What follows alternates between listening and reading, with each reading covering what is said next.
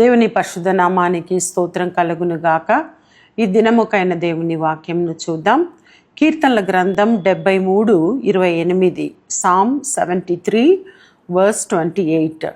నాకైతే దేవుణ్ణి పొందు ధన్యకరము, నీ సర్వకార్యములను నేను తెలియజేయునట్లు నేను ప్రభువైన యెహోవా శరణజొచ్చి ఉన్నాను అని చెప్పి రాయబడి ఉంది.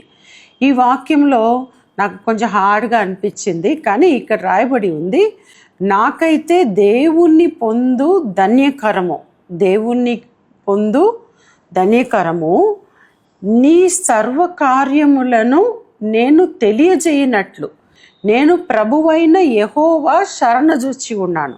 అంటే అన్ని సర్వకార్యములు తెలియచేయనట్లు నేను ప్రభువైన యెహోవా శరణజొచ్చి ఉన్నాను అని అంటున్నాడు ఈ కీర్తనలో.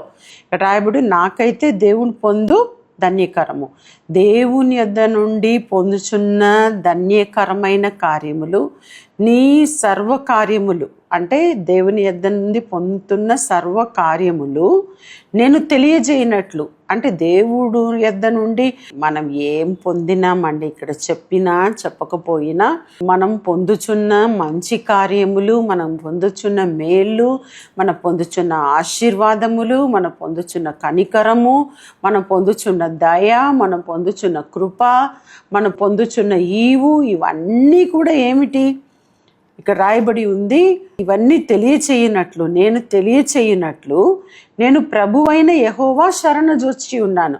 అంటే ఇవన్నీ నేను తెలియచేయడానికి నేను దేవుని శరణజొచ్చి ఉన్నాను, నేను దేవుని శరణ యొద్ద నేను వచ్చి ఉన్నాను అని చెప్పి ఈ కీర్తనలో ఆయన చెప్పుచున్నాడు. అంటే మనము ఒక్కరోజు కాదు, ప్రతి నిత్యము కూడా ఈ రీతిగా మనకు ఒక అనుభవము, ఈ రీతిగా మనము చెప్పుతూ మనం ఉంటే, ప్రభువా మీ యొక్క దయ, మీ యొక్క కృప, మీ యొక్క కనికరము, మీరు చేసిన మేలు అని చెప్పి మనం ఎంతగా మన దేవుణ్ణి హెచ్చిస్తూ ఉన్నామో ఇంకా ఎక్కువ దేవుడు మనము హెచ్చించేటట్టు ఆయన ఇంకా ఎక్కువ మనకు చేస్తూనే ఉంటాడు. అంటే మనం అటువంటి ఉద్దేశంతో మనం దేవుడు మనకి ఇలా చేయాలి, అందుకని నేను ఇలా పొగడాలి, ఇవన్నీ దేవుని దగ్గర నడవదు. మనుషుల దగ్గర నడుస్తున్నట్టు దేవుని దగ్గర నడవదు. కానీ నేనేమంటున్నాను, నిజమైన హృదయంతో, వాస్తవమైన హృదయంతో, మీ యొక్క మంచి మనస్సుతో మీరు ప్రతి నిత్యం దేవుణ్ణి మీరు ఏం చేయాలి. ఇక్కడ రాయబడి ఉంది, ఇక్కడ నాకైతే దేవుణ్ణి పొందు ధన్యకరము, ఈ సర్వకార్యములు తెలియచేయనట్లు నేను దేవుణ్ణి ప్రభువైన యెహోవా శరణజొచ్చి ఉన్నాను. అంటే అవన్నీ తెలియచేయడానికి నేను దేవుణ్ణి యొద్ద నేను శరణజొచ్చి ఉన్నాను అని చెప్పి ఈ కీర్తనలో రాయబడి ఉంది. ఆ రీతిగా మనము కూడా ప్రతి నిత్యము కూడా దేవుని సన్నిధిలో చేరి మనం ఆయనను స్తుతించులాగన ఈ నెల ఎక్కువ నేను అటువంటి రెఫరెన్సెస్ ఎక్కువ తీసుకున్నాను. దేవుని గురించి, యేసు గురించి, ఏ రీతిగా ఆయనను మనము కొనియాడాలని, ఏ రీతిగా స్తుతించాలని, ఏ రీతిగా మనం పొగడాలని, ఏ రీతిగా ఆయనను హెచ్చించాలని, ఏ రీతిగా ఆయనను మహిమపరచాలని మనము జ్ఞాపకం చేసుకోవాలి. ఆ రీతిగా చేసినట్లయితే తప్పకుండా దేవుడు మన జీవితంను ఆశీర్వదిస్తాడు, గొప్ప కార్యమును చేస్తాడు. ప్రార్థన చేసుకుందాం. ప్రభువా నీకు స్తోత్రం చెల్లిస్తున్నాం తండ్రి. ఏ రీతిగా ప్రభువా నిన్ను మహిమపరచాలని, ఘనపరచాలని ప్రభువా ఈరోజు మేము ధ్యానించినాం.